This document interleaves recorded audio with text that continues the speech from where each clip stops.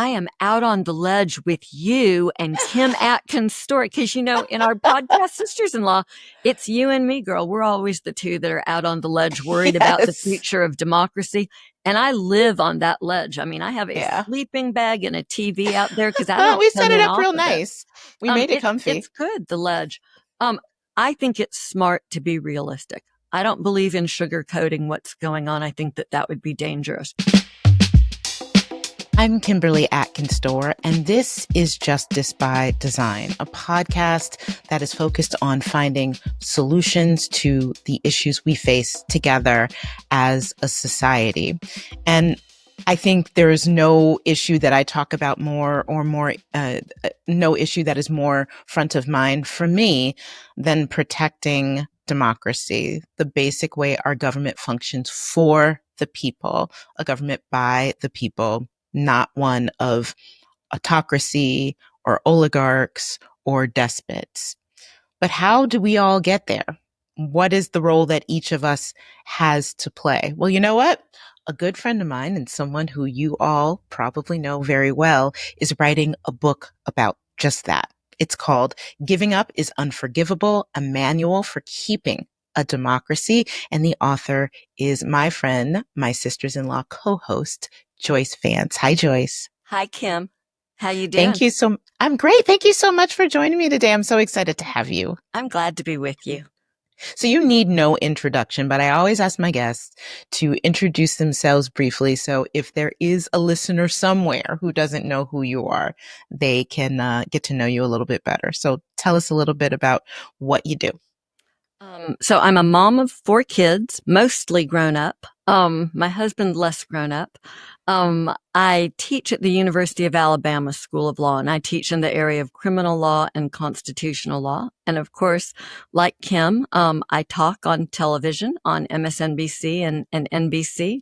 And I also co-host a great podcast, #Sisters-in-Law, with Kim, Barb McQuaid, and Jill Winebanks. I do another podcast with my former U.S. attorney colleague, Preet Bharara. I was an Obama-era U.S. attorney in Birmingham, Alabama, and Preet and I talk about insider stuff every Tuesday.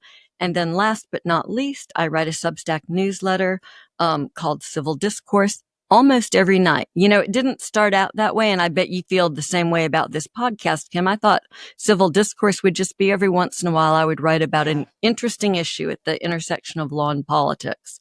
And here we are. Well, they keep coming at us. And your Substack is the fertile ground from which this book arose. So let's start by just that. How did you come to write this book? How did you settle on this topic and really giving us a how-to guide for strong democracy? Well, it was almost by accident. I actually got an email from an editor at Penguin Random House, Nick Amphlett, who is now a dear and trusted friend. And Nick had read a column that I wrote right after the election, where I essentially pushed the theme of we cannot afford to give up. We lost an election. We didn't, lose the country. And he said, could you write a book about this? The column was about maybe 800 words. And because I didn't understand what was involved in writing a book, and because I do feel, we all feel, right, in this moment, a real obligation to country, and to our fellow citizens. And so I said, sure, I'll write a book. And he said, great, let's make it a crash book. And again, because I know nothing about writing books, I didn't know that at that point I should have said no and run for the hills. Because a crash book means you write it fast. So we settled on the book and the topic in late January, and I delivered a book back to them the first week in June with 2 college graduations on different ends of the country and Yikes. 1 brand new puppy in the middle of all of it. It has been an adventure. And we haven't even mentioned the chickens and everything else it's something every day. Well, I'm so glad that you carved out some time with me today. So where do we even start, Joyce? I feel like every day there is another example, not just of the current president's complete disregard for the Constitution and how it works and the balance of power and the fact that the government, as I mentioned, is by and for the people. It's not by and for him. Just this week, there's also evidence, obviously, of people who are capitulating, right? So I am a graduate from Columbia University. I got my master's degree there, and I've just been gutted at the way that that institution really became the first to reach a settlement that to me is a capitulation to the demands uh, imposed by this government that are not aimed at making the school better. They're not aimed at addressing anti-Semitism, which is a really important issue that needs to be addressed. It's a way to demand that they kowtow and bend a knee to him and walk away from policies that have ensured the ability of people like me to be able to go there, to be able to have that opportunity and to be seen and to have us learn as a student body from one another. I feel that something is really lost in that. So when we're looking at that, maybe let's start with universities and education. Why do you think those are being attacked?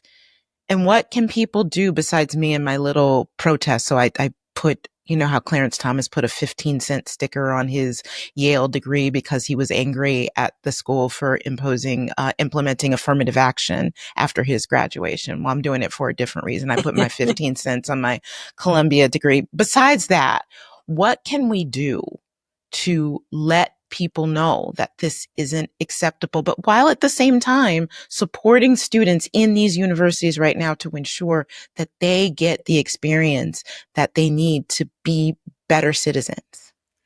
The university question is so fundamental, especially with Columbia now, you know, the Paul Weiss of universities, Paul Weiss being the first law firm to capitulate.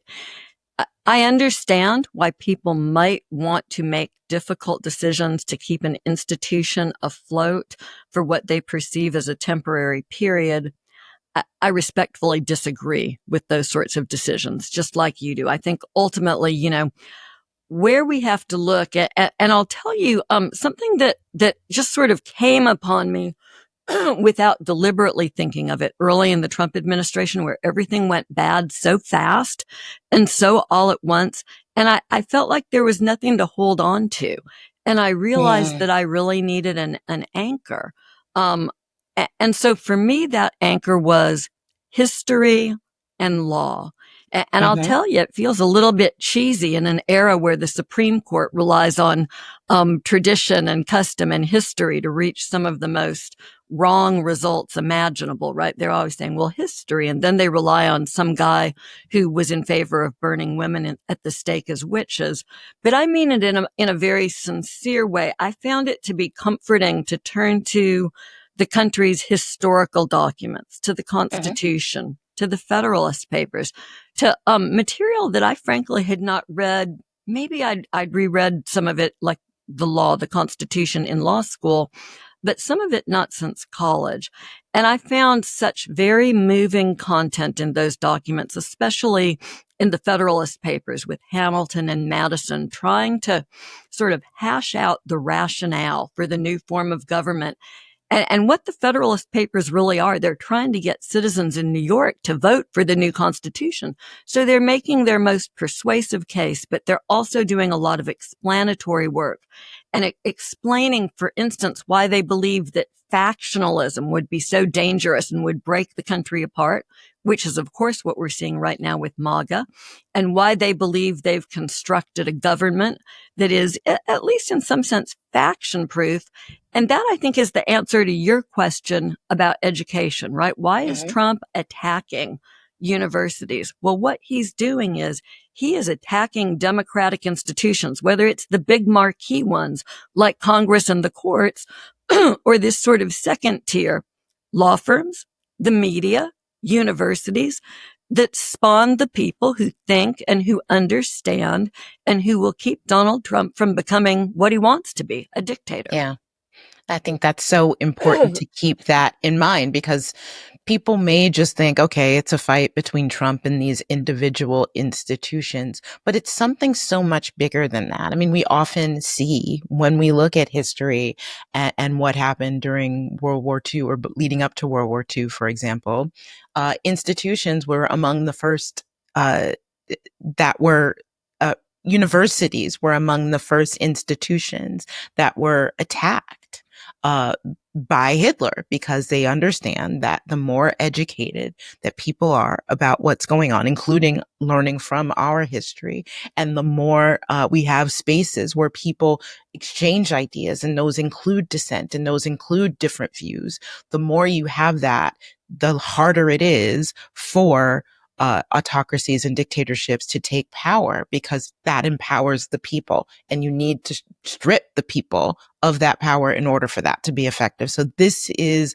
a long game here. It's not just, a battle of wills. It's something that is so important. And I wish that Columbia joined in other universities in holding stronger on that. But speaking of law, something that has really been disappointing to see this week, there was a report in Pumpernickel. It was in the New York Times, right? That broke I down all love the that laws. Pumpernickel carries over.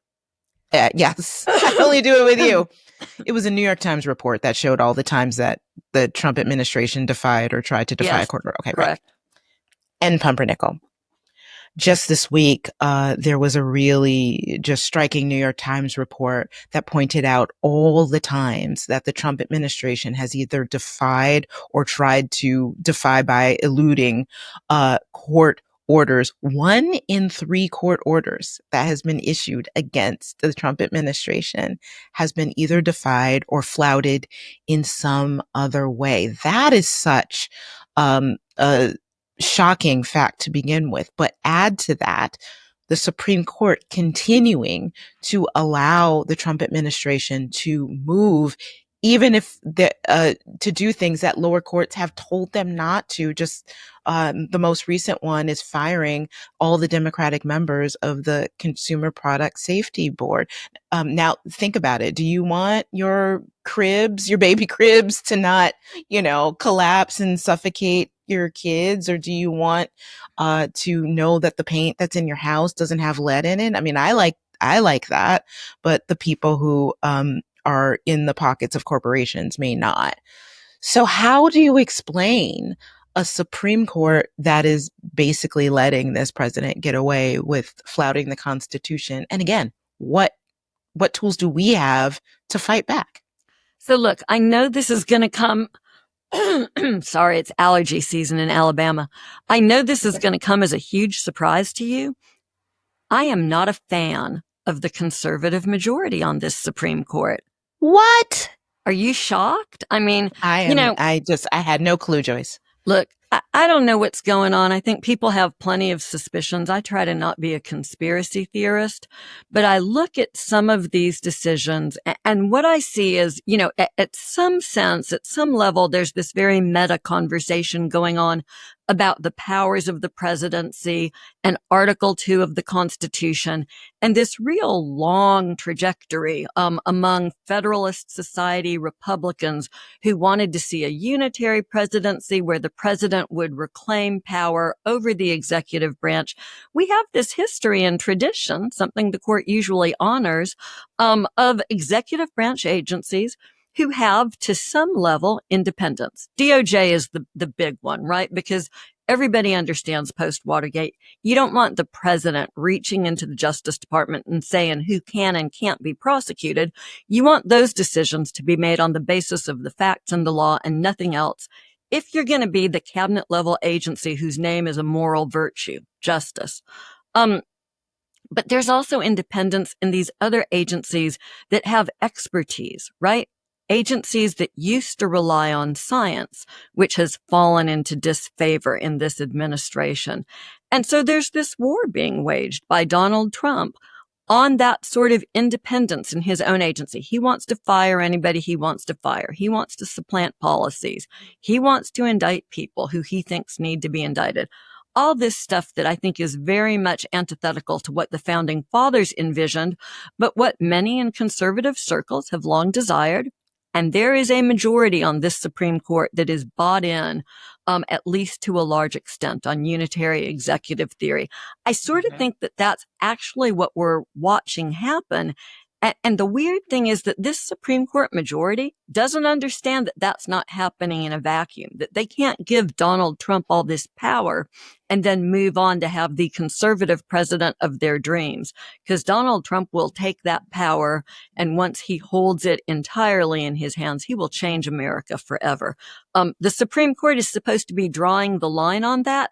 That is their Yeah. constitutionally assigned duty. So you asked, what can we do about it? I am a big believer in elections and the power to vote. Donald Trump and Republicans would not be telling you your vote doesn't matter unless they understood it really does matter. It matters a lot. They're going to make it hard for us to vote in 2016. What year am I in? In 2026. They're going to make I it don't know hard. what day it is most days, Joyce, so I get it. Girl, I've been asking my husband all week. I'm glad it's not just me. But 2026 is going to be, I know everybody's sick of this, and I say this out loud in my book. We're so sick of being told the next election is the most important one of your life. Yeah. Well, by God, 2026 is it, folks. Yeah, Joyce, I get the frustration with people because often when people want to know what to do and we say vote and they're like, well, we always say vote, and that it gets frustrating. But you're absolutely right. If they are making voting harder, there is a reason for that. So it's not just about making sure you have what you have. What you have to do is to check in with your family, check in with people at your church, check in with the other parents at your schools, your kids' schools, and everyone in your community to say, hey, have you checked and made sure that you are registered to vote? Because sometimes names get purged off registration rolls and you may have to jump through some hoops to make sure that you're back on, but that's something, make sure that you do that and check again a certain number of weeks before the election based on when the deadlines 90 are. days. You can't be removed from the voter rolls after that 90-day mark.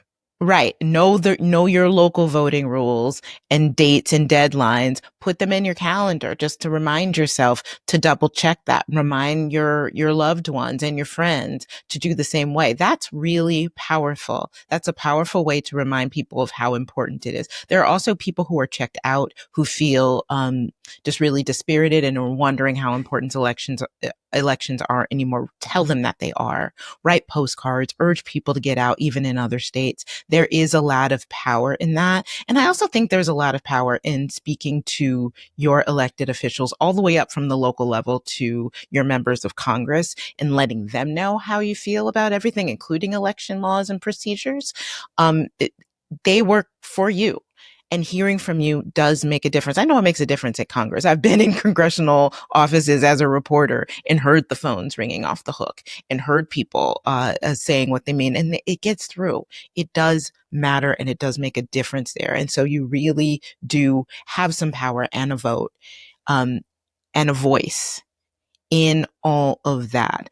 Joyce, my question for you is I'm a little worried that democracy will continue to fray even before your book has a chance to be published and is available to everyone. By the way, the book is available for pre-order wherever you buy your books. Look, I have a mock-up. It's so cool. Oh, that's very convenient, Joyce. Thank you for the visual for those watching on video. Very exciting. But, that comes out in October, but what happens if the Supreme Court continues to allow Trump to move forward? We're watching very carefully things like the birthright citizenship case continue to make its way through the courts. That's really major. Also, if, by the time, we get favorable rulings, if they are coming, that protect the Constitution, there's so much damage that's already done. I know people here in DC who are packing up and leaving because they've lost their federal jobs and they can't afford to stay here anymore and they have to go off and do other things. So as we're seeing people, friends who are calling with family members who are being detained in just horrible, gut-wrenching stories about that, are we going to have time to rebuild the democracy if it's being destroyed this quickly, Joyce? The extreme example is when you look at countries that became democracies and then began to backslide. Poland is a great example, right? Mm-hmm. Where they used the electoral process to regain, and they're starting to make headway. I think the mistake that we all make is that we think history is linear. and that progress is linear, and that gains once made can't be taken away from us. And the sad truth of our era is understanding that that's not the case, that gains can be taken away. It doesn't mean that we get out of the fight. And so, Kim, you will love this. I was up in Maine with my daughter last week, and we were out eating, like these places where you go and you get a whole lobster, and probably Yeah. people are going to hate me for eating lobster, but it's just delicious. And this woman walks up to me, and I have like butter up to my wrists, and she says, "I am out on the ledge with you and Kim Atkins' story." Cause in our podcast Sisters-in-Law, it's you and me, girl. We're always the two that are out on the ledge, worried about the Yes. future of democracy. And I live on that ledge. I mean, I have a Yeah. sleeping bag and a TV out there because I don't We set come it in up real off of it. nice. We made it comfy. It's good, the ledge. I think it's smart to be realistic. I don't believe in sugarcoating what's going on. I think that would be dangerous. We are at I think, an unprecedented fragile moment for our democracy. We may lose more before we hit rock bottom. I think we have to accept that that is a possibility. But here's the thing about American democracy. It's not just Donald Trump sitting in the Oval Office in Washington. We have a multi-level democracy, and these democratic principles are baked in at every level of the process. Local government is very powerful. Who your mayor is determines whether or not your trash gets picked up efficiently and on time. That's right. State government, equally important. And so I think you sort of have to pick your poison and figure out where you're going to fight. And if, as seems to be the case, the Supreme Court just can't get its act together in this incarnation of the court, and if they erode more progress, we have to fight at the state level, at the local level where we can. And the important thing about this moment in time is it would be so freaking easy to just give up, right? Trump Yeah. is so overwhelming. There's this sort of popular mythology in which he's inevitable. And y'all, this guy is a street bully.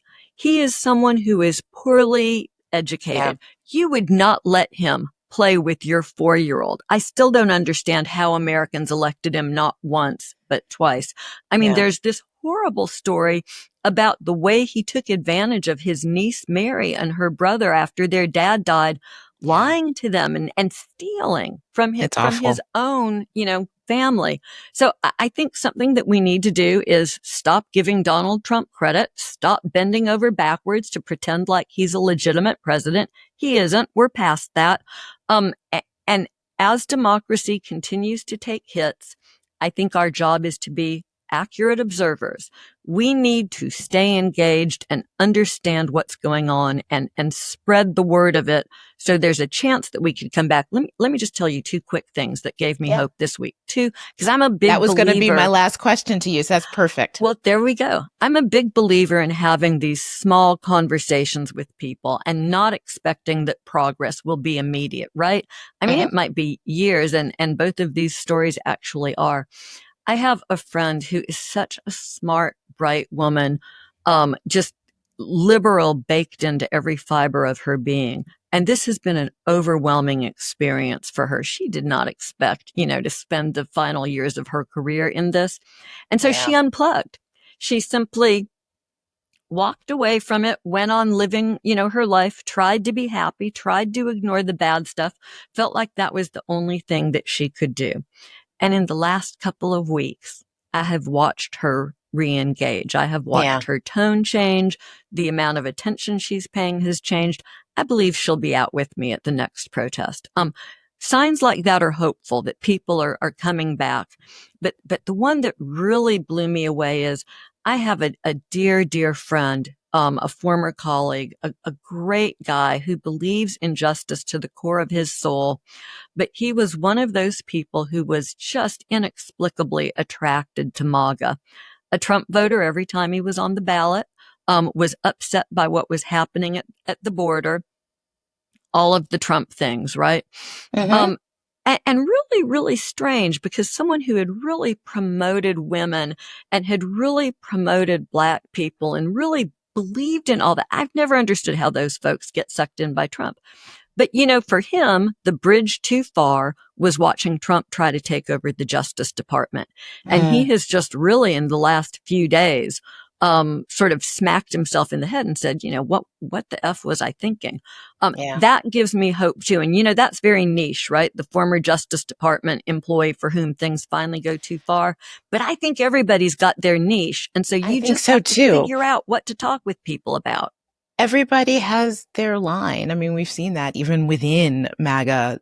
There's everybody who has their line. And we also know that this president, despite everything that he's doing, he has a propensity for backing down in the face of opposition. He does. He's done it with tariffs. He's done it with the Epstein fiasco. He has a way of backing down and backtracking, and he hears what the public reacts to.